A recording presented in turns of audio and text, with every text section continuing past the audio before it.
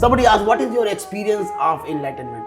I say, enlightenment is not an experience. Enlightenment is your state. How can it be? Experience will come and goes. And I spent 3 days in Samadhi. Just wow. And then a thought came. I hope this never ends. In Satsang, I am not going to speak what you are. I am going to speak what you are not. Oh, no. Because nobody can tell who you are. That is crazy to most people, but that is the most sane thing you can ask yourself. Who Yes. are you? Yes.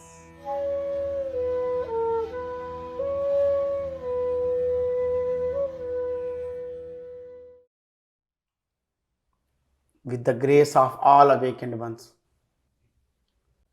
of past, future and now.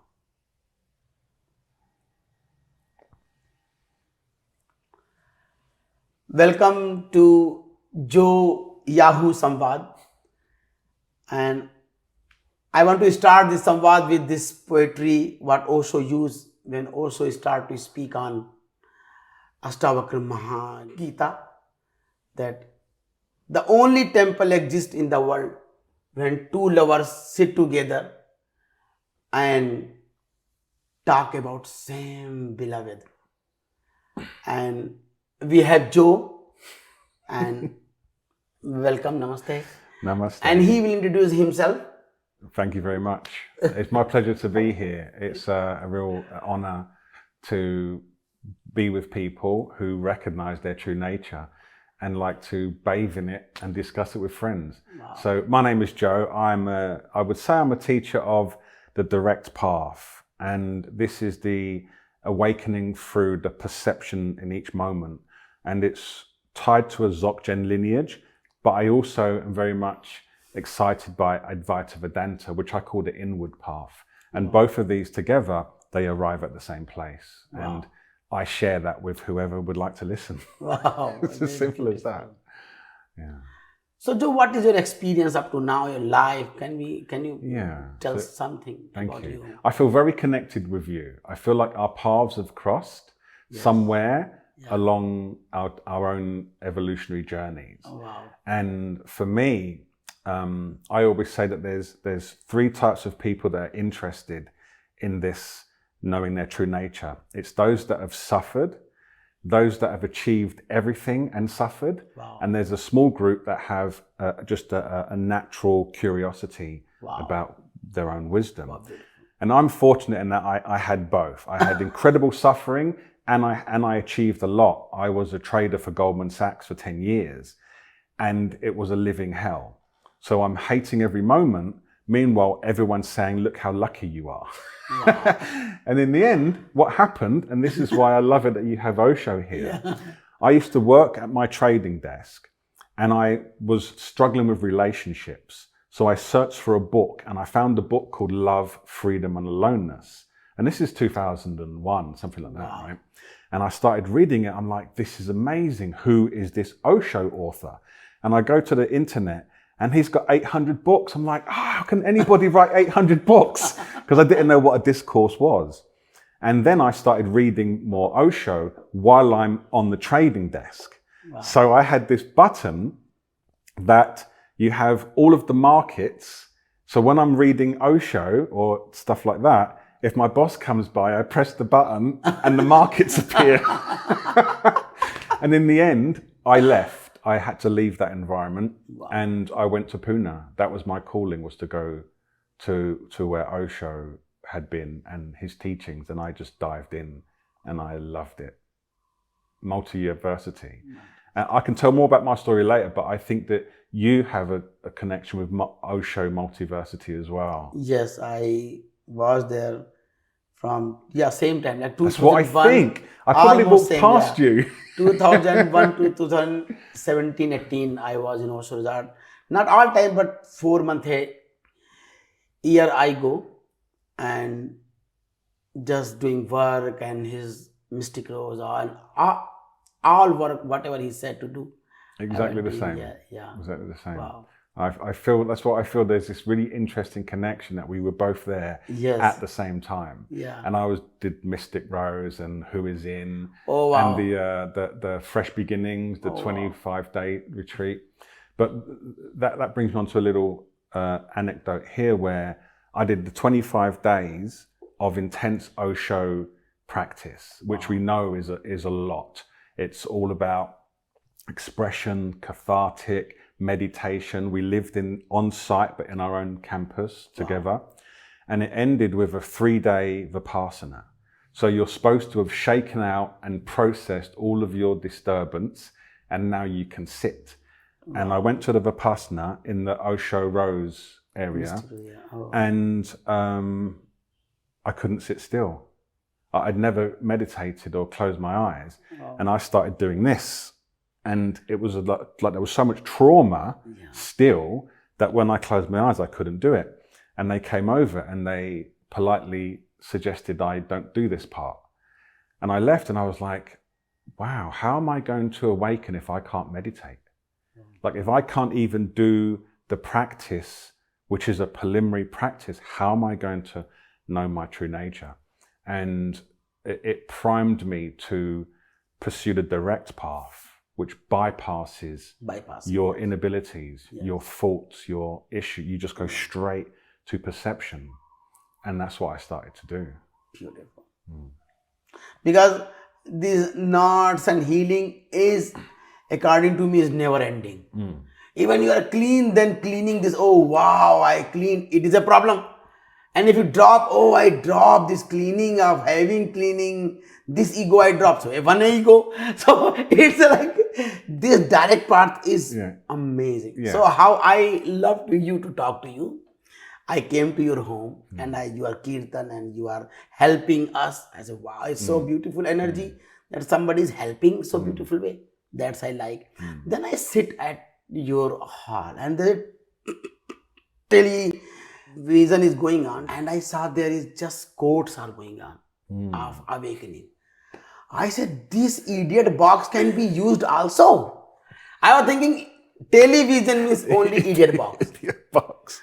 But I said, wow, there is a person who can use this idiot box in a nice way also. And I was enjoying, wow, television is used nice way, first time in my life.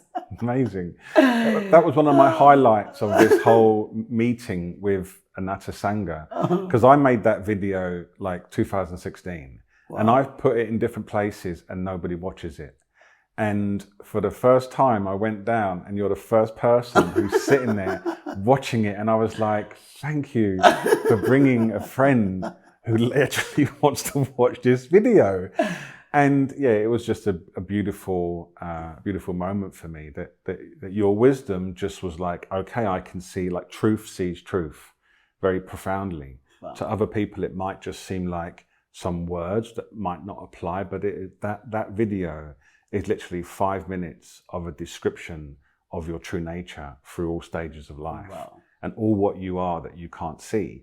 And then when you was watching it and you was like, I was like, yeah, because obviously you completely see that, you know, you emanate that. So that's why it's good to watch. So Joe, please tell about what this direct path. Please tell about it. So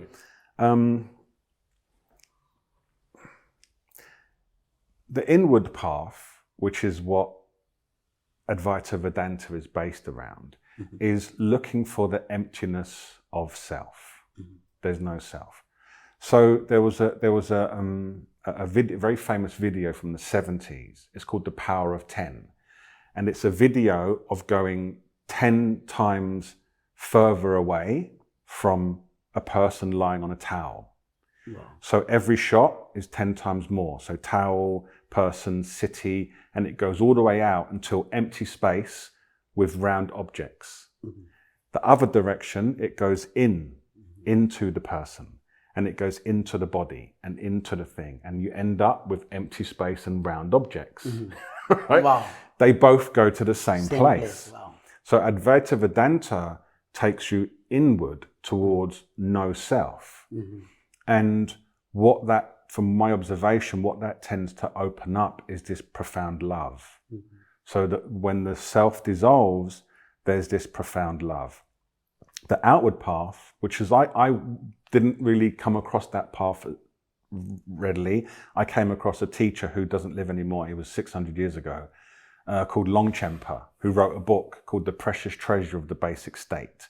And it's basically, you know, a 200-page poem about your true nature. It's very, very, for some people it's very difficult to understand, but for some reason, for me, it was just completely clear from day one. Wow. And it describes the outward path. And what this means is, rather than trying to find that there's no self, like who am I, who is the one, who is the knower, which is also very powerful, that they're equal. This asks, what is all of this? What am I perceiving? So rather than who is perceiving, it's what is perceived. And what is perceived is awareness only. So there's only two things that exist. There is awareness, which is our power to know. And that is the Advaita path of who is the knower, the power to know. And there is all appearances. They're not two. So when you look at the direct path, rather than asking who is in, you're saying, this is awareness, this is awareness, this is awareness, this is awareness, this is awareness. My headache is awareness. My loneliness is awareness. My cravings are awareness. So when you have suffering in your life, you always need a subject and an object.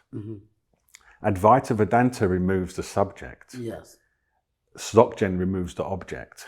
Oh, wow, yes. They both end up free. The same place, yeah. Right. Yeah. So, but I believe that the real deepest awakening is both. So about maybe 5-6 years ago, that's when I met Mooji. I started looking, well now, because I've done so much liberation in the outward path, I can now start looking at the inward path. So I practice both. I think both are beautiful. Wow. They are both to the same place, but it's just two different doors. What's more appropriate? If I'm feeling a certain way, it might be easier just to remind myself that there is no self. But that recognition, there is no self. Who is suffering? And in another instance, it might be, so I lose my iPhone. Well, it's completely empty.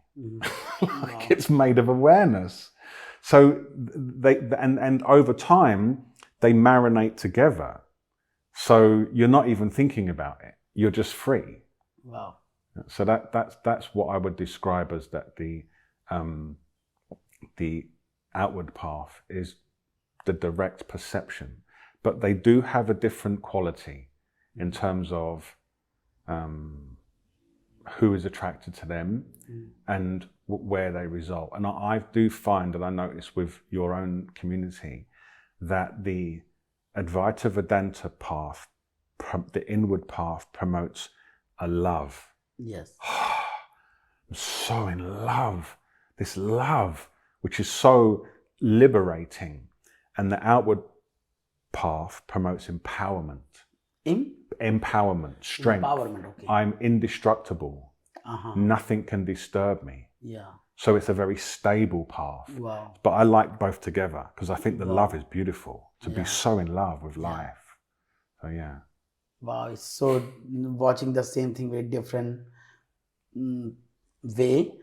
It's really beautiful what I am listening from. You and only other exist. Yeah. So it's interesting because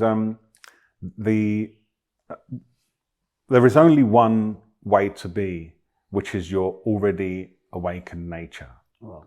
And each person will have some way that is more aligned for them to initially find that. And whatever that is, that will come up in how people perceive what's being said based on their own causes and conditions. So someone might walk into a meditation room and go, I want to meditate. Someone might go to an ecstatic dance tantra thing and be like, I like this. That can be a little bit misleading because the personality can also like that. So you have to watch out for that. And some might go to direct path and say, I resonate with this. But once you've found your way, it's very good to go all the way with it. But then when you feel like I'm very established in this, then we can start looking at other paths. I would used to have resistance to the Advaita Vedanta path. I'm like, well, I don't need to know if there's a self because there isn't anything at all. What matter if there's a self when there's only awareness? Wow. But I start to see that all of these lineages by great sages, from the Dzogchen masters to the rishis who wrote the Upanishads, to the teachers who brought Advaita Vedanta back, to the Sufis and that whole lineage, everyone is contributing to this beautiful, resonant liberation of all of humanity. Wow. And all of it plays a part, like a garden with all its different flowers. It all plays a part. It's all welcome. Wow. So beautiful.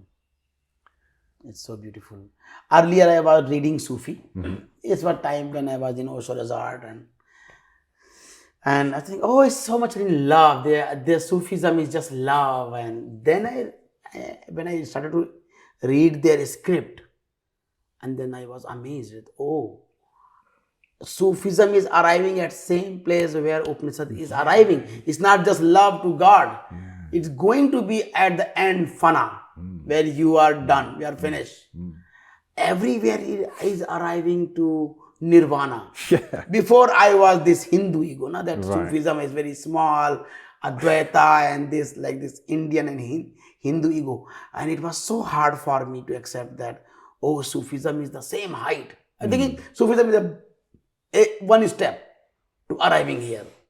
Like love is one part of arriving nothingness. But then when I explored this Bhakti and Sufism, so no, they end at the same place. Same place they are arriving, where Zen is arriving and where Advaita is arriving. Same. Wow, it was really a new opening for me that time. Well, it's because once you awaken, you establish what's called the knowledge of all treatises, the knowledge of all sacred texts. And what this means is you can pick up any sacred text from any country, any lineage, and you know if it's a truth teaching or if it's not. And that's why when you pick up Sufi, you're like, oh yes, Same, yes. I can see now. Yes. And this bit, no. And this bit, yes. And it's very, very clear. It's the same with the teachings of Jesus, which in the West people don't like to talk about, but it's the exact same thing. Exact same thing. And then you've got the same thing in the Hinduism and the Upanishads, and the same thing in the Sufis. When you know truth, you know truth. It's as simple as that. And there are other support teachings. I don't know what you call them, but I call them non-harmful antidotes. So I try to explain that because it's quite important, right? No, one second. I'm sorry, I want to cut you. The first what you said, that thing, then you know what the knowledge of all treatises. It's a very old English word, but it means the knowledge of all sacred text. So you read the Bhagavad Gita, you don't think it's about a war, right? You read one of the Upanishads and it's a poem and it's about all these different deities and you know they're talking about true nature. So you can read the message within however it's delivered. When you read quotes from Jesus and he says, turn the other cheek, you know that doesn't mean let them slap me on this side as well. You know, it means to allow everything to be as it is, which is what he was saying. So you just start to develop the capacity to look at any truth teaching and you can see what it means because, and you know this because you're a great teacher, you are the truth. Right? And when you see that, you recognize anything that points to the truth, and it's also very obvious. Very beautiful. I want to say just this here, one thing, that the word, the knowledge of all treatises. Took me 2 years to say that word. Treatises. Treatises. Yeah. In Patanjali Yoga Sutra, we call it Ritambhara Pragya. That'll take me 2 years as well. The same thing. Say it again. But I was thinking, Ritambhara. Ritambhara. Yeah, Ritambhara means now you know. And all knowledge you can know that it's truth or not. Where the same that you can read and know it's not right or it's right. That this state. Ritambhara. That's beautiful. Something I find so comforting is I have all these realizations, and whenever I share them, they've already got a name in Sanskrit. But it's so good because my response isn't like, I wish I thought of that. I'm like, oh, thank you, sage from thousands of years ago, for reminding me that we are the same. Yes. It happens all the time. Wow. All the time. I was talking to Bhaktiana, and I talked about super completeness, and there was a word for that as well. It's amazing. It's amazing. And just about to, I'll say it in a more simple way. Yeah. But in the Rishi teachings, they talk about there's an old discussion about cooking rice, and it's like the rice is the capacity to awaken, and the fire is the satsang, the teaching. Wow. That everything else, yoga, meditation, bhakti, everything else is the spices that make it more available. So one of the challenges we face today is people find that these support teachings, and they think they're the main teachings, and it leads people astray, and they stay stuck in a cul-de-sac. It's still a good place to be. You're doing yoga, you're chanting, you're meditating, but you're not awakening, because awakening is not that. That's a support for awakening, and that's why your satsangs are direct awakening. The rest is to support. Yes, to support. Rest is to come here for satsang, making ready to so you can be with it. Right, and then you can manage what comes up as you start to awaken. I think one of the funniest things is if you look at the older teachings like the monasteries and the Buddhism and in Tibet, you go and you practice for 5 years just meditating. Then another 5 years, they give you another little bit of something to learn. And then 15 years later, they take you into a space and they go, none of that's needed. You're already awake. But for that to work, it's good that they had the idea that you have to prepare people. And you know, I want to tell a joke here. There was one man who was drunk, a lot drunk, and he was in front of his home, and he had to cry. I lost my home. And people came and tell, this is your home, go. He said, no, it's not my home. I am really lost. Oh my God, where my home is gone. So one who can understand him, he came. I said, oh yeah, you lost your home. Yes. Only you can understand. He said, yes. But I know where is your home. He said, okay, yeah, you know. Please, brother, they all are stupid. Only you know. He said, come with me. He took him and walk here, there a lot, and then come back the same place. See your home. Ah, I found it. They all were stupid. Only you can get me here where my home is. Please go. It's so funny.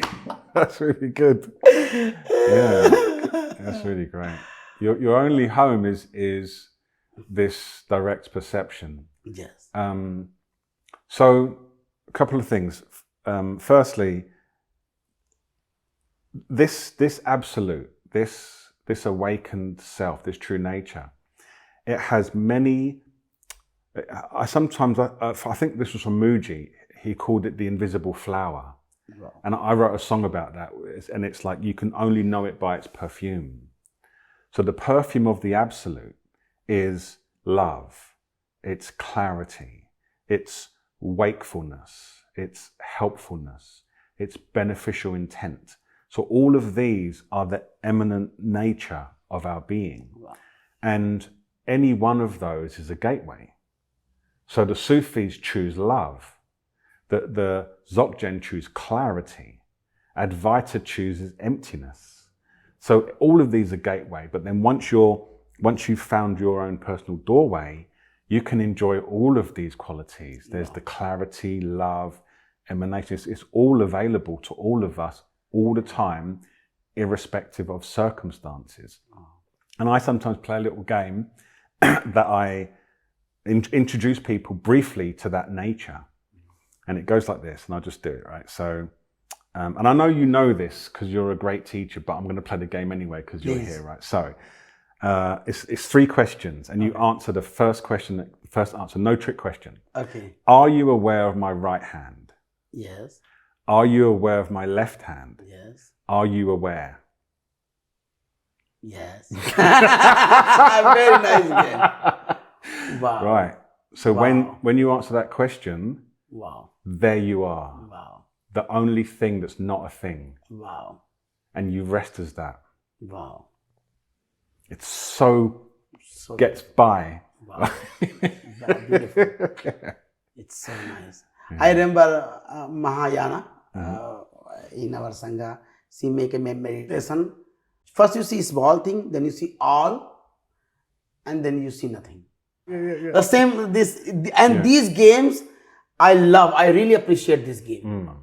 That this game give you direct now. Like you don't need to do medicine, and really you can have the taste. So first you see small, then you see wide, then you see nothing. Yes. Yeah, that is exactly it. That's That what is it is. Right exactly hand, it. left hand, now you're aware. That is exactly, that's the 3 stages of awakening. Right? This I like more actually. Left, right, aware. Done. This one that one's a description. This is a practice. It's practice. It's a bit different. But that description, I sometimes talk about that when I do talks. I say like most people spend all day doing this, like rubbish, nonsense. They're just focused on nonsense, right? And all of that nonsense, flip it to the bigger picture. It's beauty. It's my teachers. It's my friends. All appearances are who I am. And then the big one is it's all completely empty.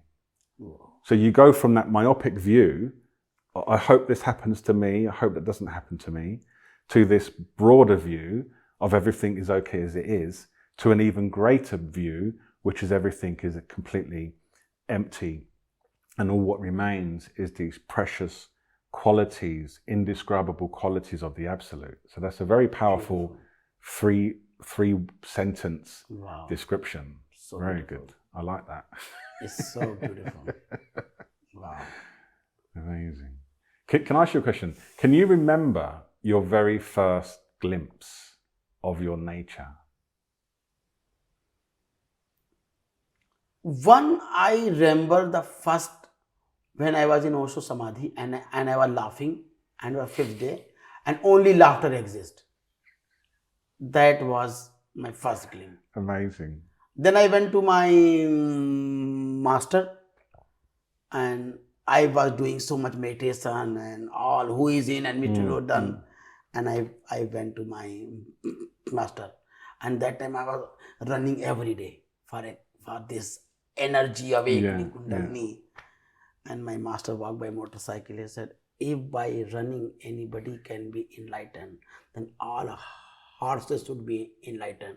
And he could pass my bike. What the hell it is? That's great. Then in the evening, we were sitting, and he said, you have ants in your pant. I said, ants in pant? What the hell he's saying? And in the morning I wake up and lie down, and I came to him, that master, ants are gone. And he said, yes. That's only story I have. Amazing. No, it's beautiful. I love that. I had my very first, I would say, not first, but near first glimpse. The first one, I would say, I just mentioned it because I know I have.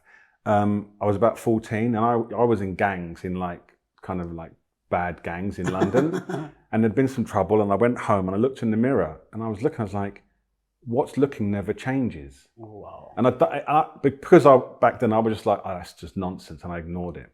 The next one was at Osho, which I want to talk about, and I'm in the Zorba the Buddha cafe area, and I'm outside, and everyone's in sannyasin robes, and we've obviously been doing some meditation, but I didn't link the two.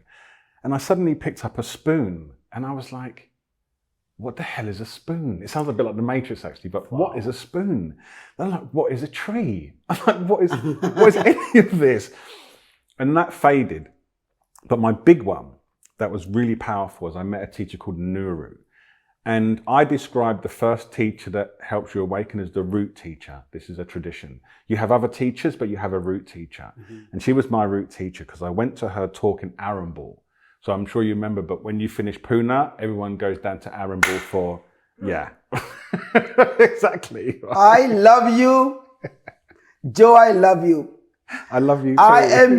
I am meeting second Yahoo actually. I'm meeting me in It's English similar, form. right? I really feel this. Exact. I left Osho, Pune and went to Arabol. Exact. Right, exactly. And I'm walking around and I saw like Satsang, and I go inside and it's a woman called Neeru. I know her. Right. And she has she's the opposite of how I was. Then I'm coming from banking. I've got a very strong intellect. I'm full of questions and I'm seeking. And she's like, this, ha, ha, ha, ha. Like, it's the least likely person I would pick to show me my nature. So I went to a satsang and I sat there and I didn't have it, but it was almost as if I had a notepad with questions. That's how it felt. And I'm like, okay, because now I'm in the chair, right? I'm going to ask these questions. And she just went, shh, meet every question with thank you. Wow. And it was like in a movie in the 80s when they tell the computer, the rogue computer, to make the war, play tic-tac-toe, noughts and crosses, and it shuts the computer down. That practice, meet every question with thank you. And I've got 1,001 questions. It was just thank you, thank you, thank you, thank you, thank you. And my brain closed. My thinking just subsided. And I went to my hut. And this was 2004, December 2004. And I wrote down my initial awakening. And I read it now and it's still true today. It's so clear. And it's like, wow, am I awareness? Am I this? I am all there is. I am love. And then I stopped and I spent 3 days in Samadhi. Just wow. And then a thought came. I hope this never ends. And as soon as that came, it went gunk. I'm like, no, don't go. Gunk. Wait. No. Gunk.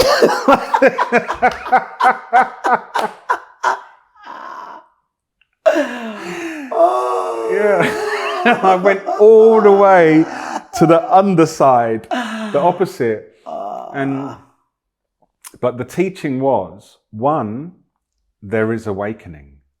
Like that cemented it, that there is a liberation that can be found. And two, this came years later. And it's one of the biggest mistakes I think people make these days. They mistake the body-mind reaction to liberation as the liberation. Mm-hmm. So I was convinced that was the liberation. Wow. But the liberation is silent.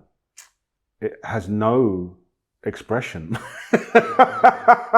I want to say this, I want to add here my thing that every Upanishad has not ended with Om, wow, wow, wow. All Upanishads end with Om, Shanti, Shanti, Shanti.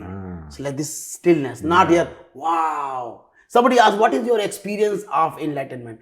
I say, enlightenment is not an experience. Enlightenment is your state. How can it be? Experience will come and goes. Yeah. I love the simplicity, how you describe things. Like, it doesn't end with wow, it ends with Shanti. So all clear. Books here, there's so no clear. Wow. This wow means it's going to be end in 2 minutes more. Yeah, exactly. Like, it's nice that people have that. And I don't dampen it immediately. Yeah. But if after a while they're still going, wow, I'm like, okay, let's talk about wow. Let's talk about wow. I love it. Let's talk about wow. Oh, wow.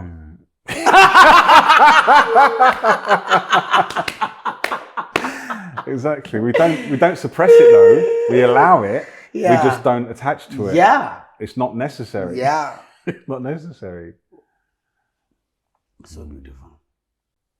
So then where your life gone after this awakening? Okay. Then? So it's been such a interesting journey because when you awaken can happen immediately. Like right now. Yes. It can happen immediately. So I like to let people know we start with awakening. We're not trying to we begin with awakening. And then there is this process that a lot of modern teachers overlook, which is this integration of, I think, what are called in the Advaita Vedanta, like vasanas, good tendencies, gunas, all of that must be clarified. Yeah. And that's the path. So what that does, when you're not awakened, you still have to deal with your stuff, but it's horrible, right? When you're awakened, you still have to do with your stuff, but it's joyful, right? So the purpose of awakening, in my mind, is so people can enjoy the process of cleansing all causes and conditions. I just want to say that whatever you are saying, I'm going to say in Sanskrit. It's called Leela. Whatever you say, I will give the name of Sanskrit. I love here a Zen master, and he says, as enlightenment is infinite, cultivation of enlightenment is also infinite. Yeah. Dozen. It's lovely. Master Dozen says this. Yeah. What you are saying this, yes, after this, actually after this enlightened meditation starts. Before exactly. you are what you are doing, you don't know what are you doing. Yeah, that is 100%. That is absolutely so true. Because when you awaken, then you're being guided. You're on the conveyor belt. Yes, so now you start to be guided by the absolute rather than your own thoughts. Wow. And it's that skillfulness. Yeah. And I'm saying this because the next part of my life was basically how does that hut experience become my lived experience? And I was like, okay, let's see what happens. And at first I didn't trust resting as awareness. So in the book that I read with Longchenpa, the practice of the Dzogchens, they call it to rest as awareness, to leave everything as awareness. And I sometimes say this, so it's like see everything as awareness, through awareness until it becomes awareness. So that's the practice. And I retrained as a hypnotherapist and an EFT practitioner and other different aspects. And then there's this awakening practice. And I didn't trust it. So I was doing both. And then I was in Koh Samui and I'm on a motorbike and someone came out from a woman in green in the rain, in a green bike with green coat, came out of a green bush. I had no chance. And I hit it. And now I'm in a motorbike crash. Wow. And time slows down, it almost stops. And I can remember very vividly being in the air and saying, I can't rely on EFT, which is tapping. Even though I'm in the air in a crash, I deeply and completely accept myself, cannot do this. I could not take my hypnosis audio and put my headphone on and say, just relax as you're about to crash. Not possible. Wow. I couldn't control my body. There was nothing I could do. Wow. But the one thing that I could do was assert my true nature. Wow. And I realized, oh, this is the one that never runs out. That takes you to your death. Wow. That you can recognize your true nature in your last moment. That's why it's so important. And I became 100% committed from that. 2008, 100%. This is it. This is all my technique gone. All the other techniques, they come back. Yeah. I know that you but for me on my journey, they all went. And I was like, I'm 100% committed to relying on my true nature, my own awareness, and I relax in all circumstances. Mm-hmm. And when you say that, what do you think the universe does? Every circumstance. Every circumstance. Let's check you. Every circumstance. Test. Everything you could imagine. And I just kept testing. Am I aware? Has that changed? No. Does that suffer? No. Does that need? No. Does it lose? No. Does it gain? No. Every circumstance for a decade and a bit. Wow. And then one day I started speaking, like you, it took a long time, right? It take a long time. And it need hits also. Yeah. So you can be at a true state, yes. Yeah, but I really respect, not to detract from anybody, because there are a lot of young teachers coming up. They are sharing online. And I enjoy their enthusiasm, because when you've been resting as awareness for some time, you have a depth that might not have that extreme, the wow, right? But it's really, really important to marinate with your own experience to make it so robust. Yes. And then the talking comes. Talking, I remember Osho started after his enlightenment, 16 years he took. Right. 16, this is the only thing we need. Everybody just, oh wow, what happened with me? I started to do satsang, Rishikesh, and people came. And wow, yes, got it, gotcha. I gotcha. I said, okay. Now I'm going to do satsang. I said, but wait, it's not the right time. I said, your jealousy. Now you want only you do satsang and I should not do satsang. Huh? And they left. And in 4 days, they make whole setup, all things done, and they are gone. Enthusiasm gone. Yeah. And then I wanted to say, this is not the way when people start to share the truth. You need a lot of compassion. And you cannot make it that, okay, now I'm going to make compassion inside you. Because that anxiety who want to do things, maybe it can want to impress other things. This is your wound want to share truth. So you need a lot of time. It's amazing. A lot of time that who inside you want to share the truth. Who inside you want to, and it's very important. People come and you need to share also. It's not that if you don't share, then you are wrong. If you share, then you are wrong. So you need to know where and when and who is going to share. I was never thought that I am going to talk because I was a stammerer. I can't speak. I know it. Mine was sure that I can't speak in my life because I'm stammering. Yeah. And so I think I will share this by my body work. And body work, Amazing. I was really good in body work. Yeah. Really good. Yeah. And I was doing body work and opening and then seeing who is whatever is happening, who is seeing this all thing. I was trying to do like that way because I know I can't speak. And I was talking to my family, my elder brother, my younger brother, my wife, my kids. And my elder brother says, enough. Now you go and speak. Oh, wow. You start satsang. I said, Dada, me and satsang. We'll do satsang. He says, go. And then in Muji satsang, I was crying that, yes, I know the true state, but I can't share it. Then I met Mahayana, who said, whatever you will do, I am going to help you. Wow. Let's do it. Wow. Let's do it. So, my elder brother said me, do it. My family, my wife says, you go. You go from me. You just do it. And I have full family. My brother, my wife, my kids. And they says, just go. So this is the way that people have to say, now you need to speak. You have to do it. This podcast, what we are doing, I make promise myself to Mahayana. Mahayana, I will never do podcast. Never ever in my life I can do. First thing I said, I will never make a Sangha. Never in my life. It's so stupid. Everybody is so individual. This is garbage. I make Sangha.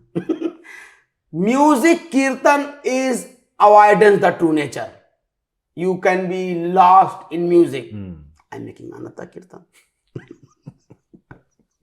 I said, I never speak, so I'm doing satsang. And then I said, I never go to podcast. And I'm doing podcast. And the only one thing I said is not happened up to now, that I will never go to America. Never ever. So I cannot go. We'll see you there. And now I'm feeling why I said it. Yeah. So that's why when people push you to do it, like I said to you, please do this podcast to you. This is the way that It's wonderful. people should share. Not, okay, today I got it. Yeah, let's go do it. then your this monkey mind want to use this great treasure. And how long he can hold this true state. People trying, today I have to do satsang, so let me do. So this, it means you are not cultivated completely. Absolutely. You are not ready all time. And being your master is very important. But being master at the right time is very bad. Yeah, absolutely. There's so much that you said there. It's mind-blowing. So firstly, your stutter is an absolutely incredible tool to emphasize what you say. Because people go like this when you stutter. Yeah. I really want you to know that you are awake. Yeah. So it's a very powerful tool. So the mind doesn't see that, but once you start, it's a very powerful tool. It also demonstrates great courage. To be a satsang teacher with a stutter, great courage. Yeah. And the being called in with support is your particular path, but that's a beautiful path. I've had zero support, but that's my journey. I think is to see what happens if I'm just doing it. Like this whole house, I run it myself, I decorate myself, I organize everything myself. And I think it's something to do with my resistance was different from yours. It was the inability to give myself permission. Yeah. So if I had a habit of collaborating with people on things that weren't my true path, but I did it because collaboration is easier than my own thing. So now I'm doing stuff that isn't really the truth, but at least it's happening. Yeah. So I feel my journey was, you stand up on your own, you do it yourself, you put it under your name, you just go and do it. And that's been my journey, and it's been very liberating to do that. It is happening to you also, Joe, because we came. Yeah. And I said, please do it. I don't go with anybody and talk. Sorry, I don't go with everybody. Let's do a Samvaad. I can see this will be a Samvaad or Vaad. It will be argument. So I saw you, and it's, if not your elder brother or your family, but I am your family member. I'm saying, I see the same. Start, So even though I am already very established in my journey, what I learned from you and what you teach so much is how, when you truly trust, because I've only been teaching for a month now publicly, so it's very early days, right? Yeah. But what I saw with your what you've created in your Sangha was that having a space for people who are completely 100% dedicated to their own truth is an act of service. And I wanted to come back to something you said earlier, because I thought it was quite funny, was everyone wants to be a teacher because they think it's a good position. It's hard, and it's a lot of responsibility. So they look and they see the teacher, and they see people say, "Oh, thank you, teacher," and like, I want that. But what they don't want is the 2 decades of suffering. All time suffering. Right. Because and then the responsibility. We are enjoying, but other people will tell, "Oh, these two Baba want to do business." It's all time suffering. According to my life experience, the best time of a person's life when he is enlightened and he is a student of some master. How much he enjoy master, guru, and you are awakened too. This is the best time of your life. When you arrive here, then you will know how painful it is. Nobody respect. Everyone, guru, you guru. Ego is enjoying being guru. Who will say nice to you? Nobody will say. Even who want to be to you, who want to be here, master. Who is talking negative? This person, you see how much ego game, power game is going on in him. They will talk negative also. Who want to be here? It's really is outstanding. So when I met your Sangha, I said to them, it felt like I'm getting into a hot tub of love. So when the people are going, who wants to be in that group? And the people in the hot tub going, it's actually really epic.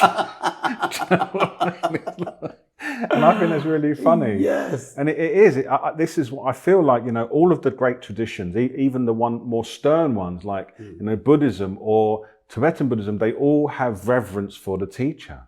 And that's very much lost in the West due to lots of suspicion and a very strong cult of individuality. Yeah. So people are scared. Wounded individuality. Right. Wounded individuality. Yes. And that's a healing process. People who have the courage to say, Yes. I'm going to be in love with this group and this teaching and this master and submit to that. That's a healing. It's just people are so suspicious of it. Yeah, it is always suspicious. And it will be suspicious. Yeah. This is the joy. When you are suspicious and you are feeling good and then you want to do it. This is if this is easy for everyone, then then why only 8-10 people? Then there will be 1 million people here. Exactly. This wounded individuality, I can be exploited. Yeah. And they cannot see one thing. Their fear is exploiting him. That they can see. That this fear of being exploited is exploiting you. Absolutely. It's making you in a cage to be just here. That is it. That is exactly it. The fear is the problem. Yeah. That they can't see. That's the problem, right? Be exploited is nice. To be in fear of being exploited. Be exploited, what will happen? Right. Being exploited means you will know it was not yours. Whatever can be taken from you is not yours. So how can you be exploited?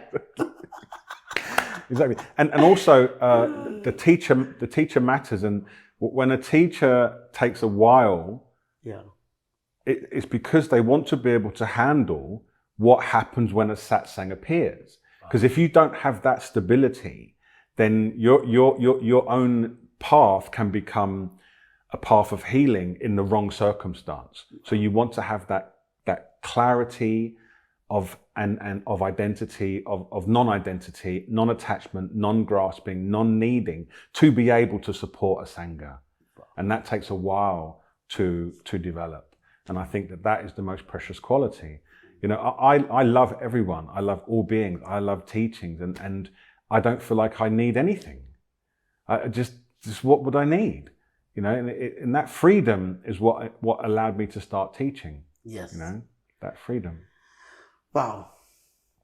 I want to share my one more story. I never wanted like this. They want to say freedom. I was in. Everybody will get it. It's not. Whoever want go to Muji and also you'll get it. Why? What my need? Here I was. What? I have a taxi, car, and a room I booked. If Muji is coming to India, whoever want to join Muji Satsang, room and car is free. Come and then join Satsang. This was my job, that doing the Satsang. If this great Satsang is happening, then why I need to speak? First thing, I'm stammering. Second, my master is here speaking. 2021 happened. And he said, now I cannot come back. That time I feel responsibility of my master. That this bar should not stop. Wow, yeah, good. And then I wrote a story, Joe. There's a bar and people come and bartender comes and so much celebration happen. One day bartender gone. And I was the one who was drinking with him a lot. Then one night I feel the responsibility to be a bartender.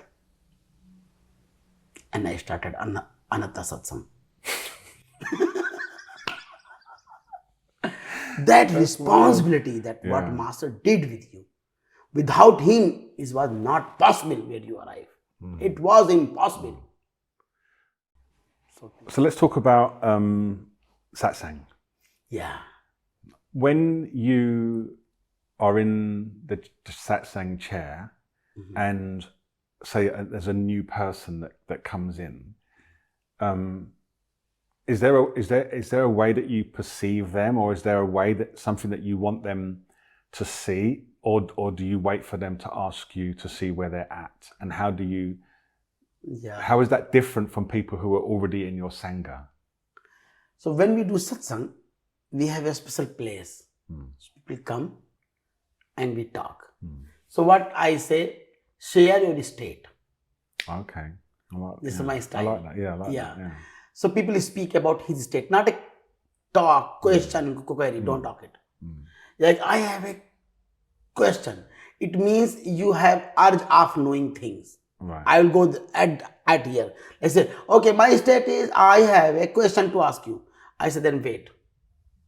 This question will come again something.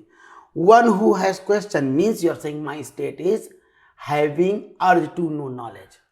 Right. And Very here good. I talk Yeah. about this urge of knowing knowledge. And then I open it. And how much is open? It vanishing. This is no.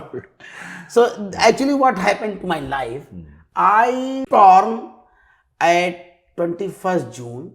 It was the hottest day in India and with solar eclipse. Okay. Wow. Yeah. Yeah. So like the hot day and with black. So according to my astrology, I should be gone, cuckoo. And I was cuckoo. Yeah. When I was in Osho Resort, I was really cuckoo, pagal. Really cuckoo I was. So I had this ability to see what things is obstacle for this being to know what is his true state, what he is holding actually, to not to drop it, what he does not want to drop, and that I catch. Yeah. Let's talk about that. Yeah, exactly. I honestly, people are like a plane of glass. When you know your own nature, Yes. you can see so clearly, the obscurations Yes. that people are carrying, and then it's working Yeah. with them. And my technique worked two way. One who became enlightened, that can be cultivated also. Because after enlightenment, mind want to catch something very strongly. Yeah. So that, like this process is keep going up to your ultimate awakening. Yeah. So this so this is far awakening. Yeah. Then you awaken and you enjoying that the same samadhi. Then I want to hold it, and then you come back again. Then you're searching again. So that this process works also. Yeah. To my one question, what are you holding now? And let's talk about that. That who is holding that thing, anything. Right. And that's how I work. This is my And way of is being this satsang. something that you did with yourself as you was gaining Yes, in who is in? clarity? I was doing who is in every day. Maybe for 3 years. Tell me who is in. So that make me so strong to see people inside what they are holding. Yeah, actually. that's exactly right. Yes. Yeah, I was just joking because you sitting there going, "Who is in?" People are like, "He is crazy," but it's the most sane thing you can ask. Yes. Like, why isn't that the very first question? Yes. You know, like Yes. one of the things that, like, the little gateways that threw me into this journey. I moved to Ibiza because I wanted to go to the party. It's a big party place in Europe. And I moved there and I was writing the address to a friend in England. And I wrote down 102 Block A, Talamanca, Ibiza, 1999. I was like, why does it end in a number? Because we don't know where we are. And I was like, if we don't know where we are, we don't know what we are. I'm like, oh my God, I don't know what I am. Like, you know, these little moments just on your own are so powerful but that, just to get to the point, that is crazy to most people, but that is the most sane thing you can ask yourself. Who are you? Yes. You're going around, who are you? Oh, wow. Right? I remember one story of mine. So 2020 Muji was going and I was this praying that what will happen now, yeah? And it should continue. And that night I was sleeping in the night. And dream started that I am in a place somewhere in party and it's late now, let's go to home. So I said, but where is my home? In dream. Yeah. And where's the key? I searched, where's the key? I said, oh, where's the key? Oh, I don't have key. So where's my home? Oh, where's the home? And I wake up here. Oh, I'm already home. That's it. You know, it's one of the most funniest paradoxes to talk about awakening, because one, you can't really say you're awake because the one who awakes vanishes. That's the first thing. So I love it. How can you say it anyway? But you kind of have to, otherwise, what you talk about, right? So it's that. And then it's like when people, like the joke you told earlier about going all the way around to find your house. It's like you're already awake. Yes. The only thing that makes you not be awake is a little thought that says, I'm not awake. They say this in the Ashtavakra Gita. Yes. It says something, one of the very early verses, I think it's verse 3 or something, it says something like, you are the all-awakened presence of all of known existence. The only problem you have is you think you're not. And I read it, I just burst out laughing. And I sometimes describe this like, you have a beach, and on the beach, there's a grain of sand. And the grain of sand is saying, I'm not a beach. I'm not a beach. And there's a camera like pulling up as this grain of sand is saying, I'm not a beach. And as it goes higher, it's like, it's a beach. And if people can realize that your thought about who you are has no bearing on who you are at all, like not even a little bit, right? Wow. Then they can start to open to this freedom. That your thought is not the discerning factor of whether you're not awake. And I'll just tell you one funny story. I had a really bad food addiction for many years. It was my greatest teacher in the end. And I used to indulge in fast food and from certain places. And I had this thought that if I eat the burger and fries, I'm not awake. And if I don't eat it, I'm awake. So imagine me sitting in the fast food place going, oh my God, now I'm also not awake as well as eating burgers. I was so convinced that to be awake, I must not eat that way. So these little thoughts, just throw them all of them, abandon. They have nothing. They're useful to find out what time we should meet. But for your nature, they are your nature. It's like the stars are shining in the sky and they're sparkling. And we're analyzing the sparkling to decide if it's the sky, when it's just sparkling. And then there's this sun in the morning, the sun of awakening that you illuminated in your Sangha. So all the stars are the problems of life, right? On the black sky of consciousness. And this sun rises up and it just starts to outshine everything. They haven't gone, but they're outshone. So all the thoughts that I'm not this and that's there and McDonald's meal, wherever means I'm not awake, or I need to do more push-ups or meditate, they're all sparkling away and there's this heaving sun going. And that is who you are. And the outshining takes care of everything. Wow. So for that thing, what I do, I took to my one person who is in Sangha, who come in Sangha and do work with me. I said, just go and sit with the wall and tell what is your self-talk. What do you think about you, first thing. They talk about it, 1 hour. I'm not enlightened. I need to be meditation a lot. I'm so shrink. I'm this. And no, you are yes, but in future I'm going to be enlightened. Amazing. I just keep going. That is so Up to good. you can't see your all notions what going on in your head. You cannot, because you have so much idea about enlightenment. And so I just give this exercise. Go sit with the wall and tell what you know about enlightenment one day, and second day what you have self-talk about you. Just talk about it. And they are saying and laughing that what I am having in. What makes it even more special is that one night Mahayana came, sorry. Okay. Mahayana, 2 a.m. in the night. No, 9 p.m. in the night. I said, Aulia, please sit with the wall and tell what do you know. And she speak from 9 p.m. to 2 a.m. Proton is this, photon is this, laughing. Man is laughing and saying, I know this, the quantum leap and this and quantum physics and mathematics and and enlightenment, enlightenment energy so should go up and kundalini awakening, all 2 a.m. and still laughing and saying all. So that's how it should be seen by you. Wow. That what my notion is. What I am thinking that I am not enlightened. And that thought is working whole day to be enlightened. But when doer is wrong, how action can be nice? That's such a powerful. I love what we both shared then back to back, because Yes. this sun arising is Yes. the outward path, Yes. and what you described there is the most inward path that Inward you can path, have. yes. And it's so beautiful. And what's really funny is that, like, I definitely have on my agenda to go to India to do satsang, because I would get cancelled if I did stuff like that in the West. If you told someone to sit in the corner, because we have such a restrictive society. But Yes. but that's what's required.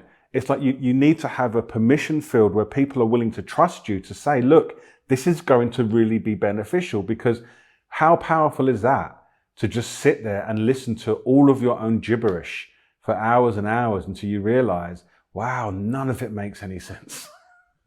Like, I can tell you it makes no sense, but when you discover it makes no sense. Discover, yes.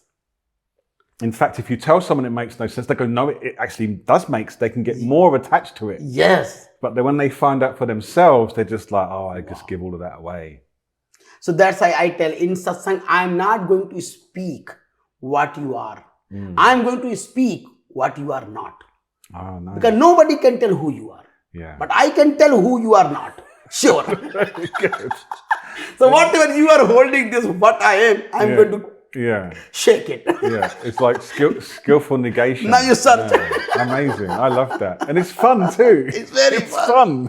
It's really Sometimes my fun. satsang go 4 hours because he's holding that strong. What to do? Yeah. Keep going. Yeah. And the people that have the courage to be in that field, to be looked at in that way and to explore for themselves, magical. They are magical. Yeah. That's why I have so much respect. That's why I have so much respect for my Sangha people. It's not that I'm a leader.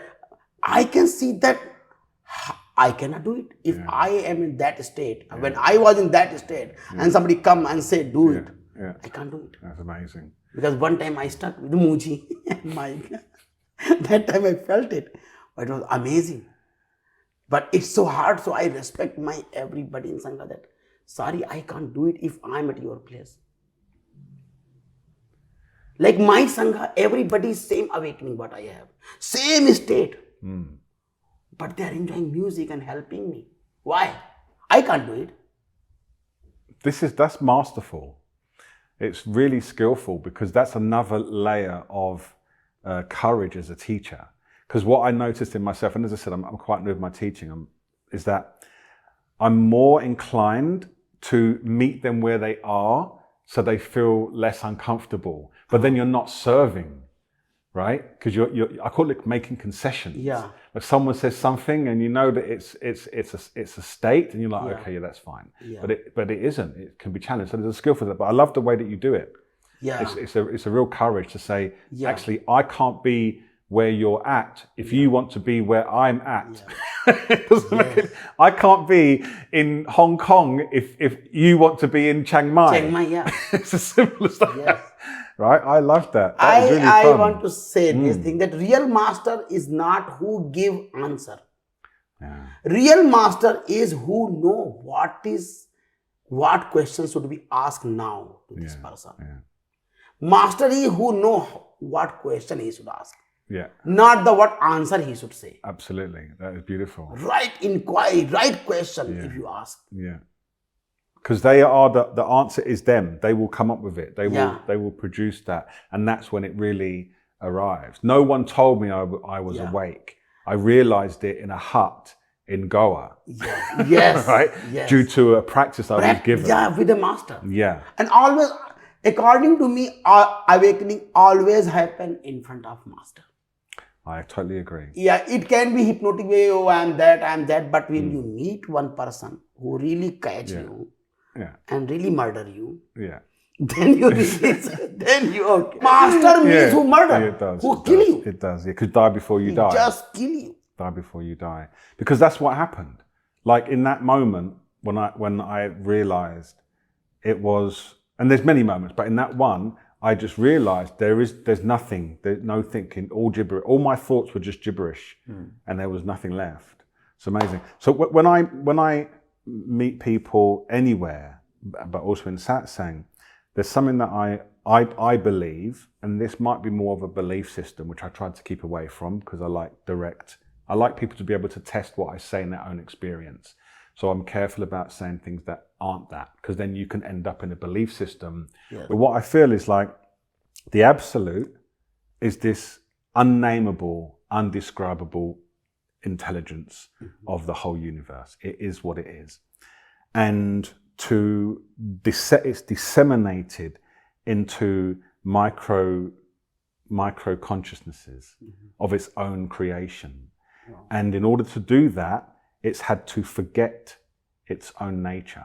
Wow. So that it can perceive the finite. So it's gone from infinite into finite. And now you've got Terry, Paul, Joe, Yahoo, and everyone else. And we're all going around talking to each other, but we're all the absolute and we've forgotten. Yes. And awakening is when you start to remember, I'm the absolute. Yeah. So when I hear people in Satsang going, I don't quite understand I just hear the absolute. I hear me who's forgotten. So it makes it, all I do is help them remember that we're all that, there is only one. Yeah. And you are that. And if they don't quite resonate with that, I ask them, do you believe in oneness? And they say yes. I say, well, why are you leaving yourself out? Either there's oneness, in which case everyone's awake, or there's two-ness, in which there's oneness, but not you. Not you. You can't have both. Either you believe in oneness, in which you're included, or you don't, and okay, fair enough, go and be separateness. Yeah. Right? So it's all the absolute. We are all the absolute remembering itself. Wow. And that is the process of awakening. Wow. And as you do that, you're less informed by your causes and conditions, and you're more informed by the absolute. And one of your Sangha members said to me, which I absolutely love, she goes, before I met Yahoo, I was a little shit. Right? And another way of saying that is, before I met my teacher, I was living life being guided by my own causes and conditions, which are random. None of us chose them. And then when we awaken, we start to be guided by our absolute nature that shines through more and more. And it's never ending, because it just gets brighter and brighter and brighter as long as you are around. Yes. So yeah, it's beautiful, right? Wow. And they were thinking that they are shit, but they don't know that they were diamond that Absolutely. time also. Absolutely. That is my eyes, the power of my eyes. I can see that they are diamond, but they are hypnotized themselves that they are not good. Yeah, that is beautiful. And that is the power. Sometimes I have to accept, you are not good. I have to accept this also. Yeah. Because they will not listen. If I say, no, you are not this. No, I am. I am shit. Tell me. Okay, you are shit. Okay. Chalo, start from here. It's so amazing because there's so many similarities. Like the hardest thing, the meanest thing I ever say to anybody is, you are perfect as you are. They don't like it. They don't like it. They don't like it. Journey finished? Like, well, what about this about me? Yeah. I'm like, it's perfect. Yeah. Is it? Yeah, it's interesting. Yeah. Interesting. Wow. So, in your own path, it's really difficult. So when you talk to a master, it's like, you look towards the future, which doesn't exist. So just for you now, do you feel yourself continuing to expand as a teacher? Is that an observation that there's this? I will expand in internet more. Okay, good. I want to expand and meet people more. But the real ultimate expansion has done. Right. But this is my new work, that how can I meet more people? Yeah. And I am developing myself also. Because this is I love when Osho says very beautiful thing. Muhammad is the same state where Gautam Buddha is. But Gautam Buddha, he refined himself a lot. Like, you and me are talking with this setup. It can help people a lot. Yeah. And this can be used two ways. One who want to be famous. Yeah. And one who want to use this tool to meet new people of awakening. Yeah. Yeah. It's Perfectly true.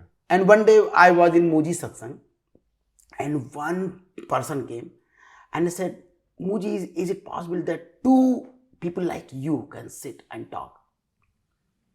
And Muji says, so you do it? It is your thought, why should I do? I am doing what I feel to do. Yeah. You do what you feel to do. That day this thing came inside me. And then I said, yeah, it is good. Because it was rare when two people at same state talk. Like one time what happened, one time two great masters meet and they don't speak anything. There is nothing to speak. Like for us, it's so hard to find a topic, then we can speak. It's so hard for us to speak actually. But that thought was so beautiful for me. He says, yes, I was thinking Samvaad. That two people are the same and talking about the same, different flavor. So it's going to be so beautiful.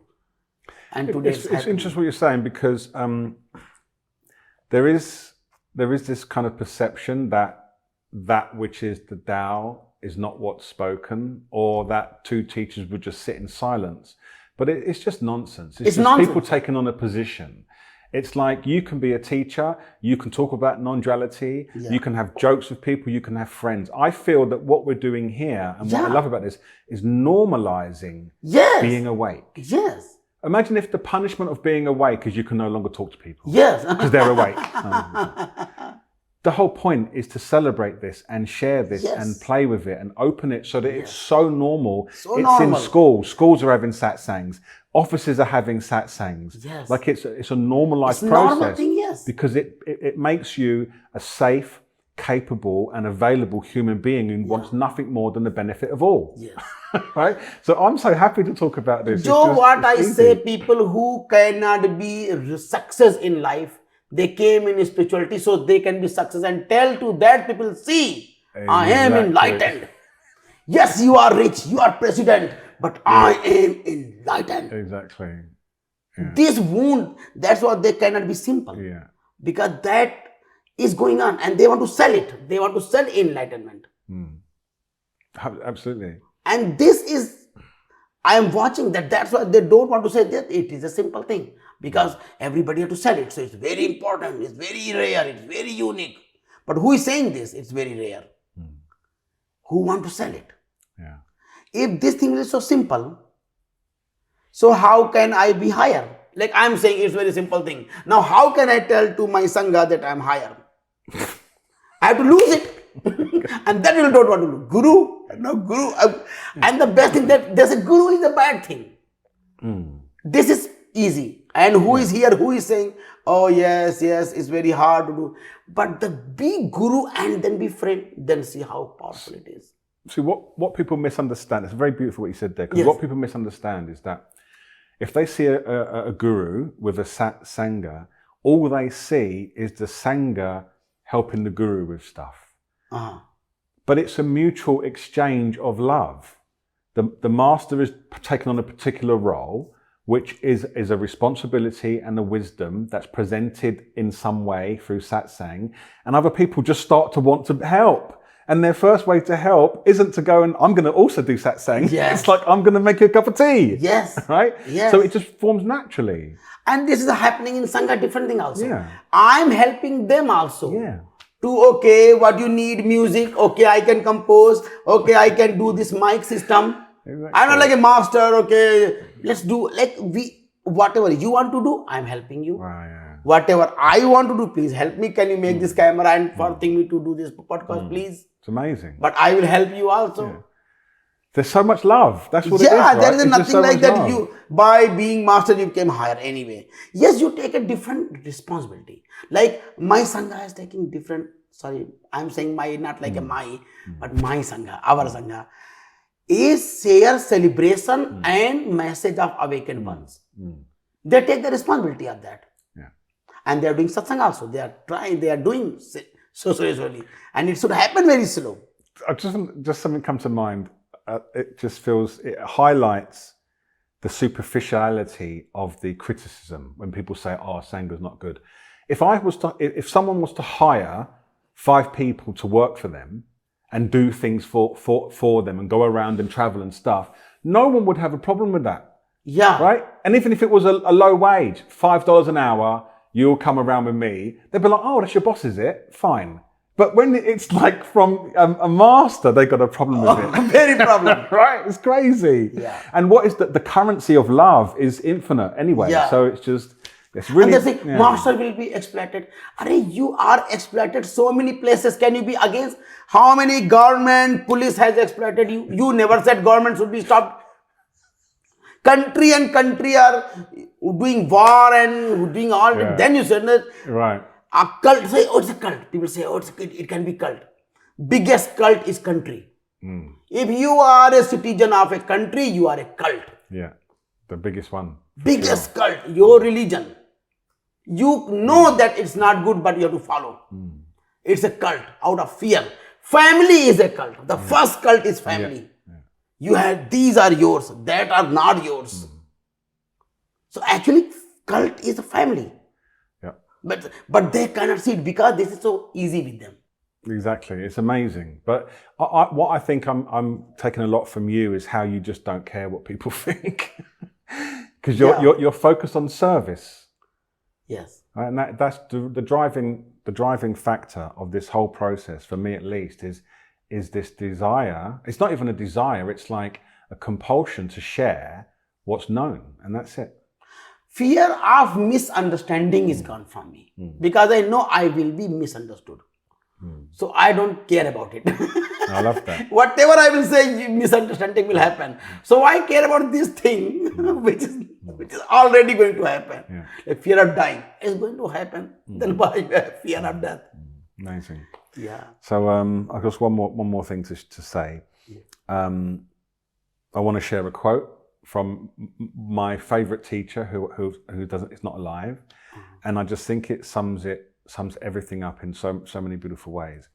And in this book, The Precious Treasure of the Basic State, what they call enlightenment is recognition of awareness. Wow. So when you recognize awareness, you're enlightened. And one of his pivotal lines in there, after reading 3/4 of the book, it just says, there can never be recognition of awareness because there's never been non-recognition of awareness. Wow. End. Wow.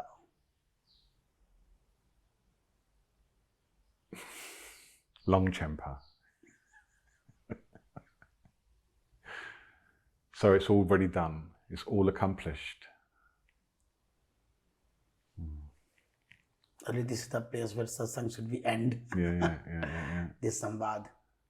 Wow. I'm so grateful for this opportunity to so talk to you. lucky to talk to you this Lovely. way. Yeah. It was so beautiful to talk to you. Thank you for inviting me and coming to the house and setting everything up. And I'm praying that so many Samvaad can happen. So many Samvaad can happen on this earth. That's a beautiful intention or idea, I would say. Project, whatever. Project, it's beautiful. Project. Yeah, it feels great. And thank you to your Sangha for setting it all up. Thank you for your everything. How much you love us. How much you're helping all time. How you are helping everybody, not us only. How you are helping. And soon maybe we can do one time more Samvaad whenever we feel. Yeah. I'm totally happy to collaborate with everything that we're doing. Like, it's completely my heart's desire. So thank you so much. Thank you. All right. Thank you, everyone.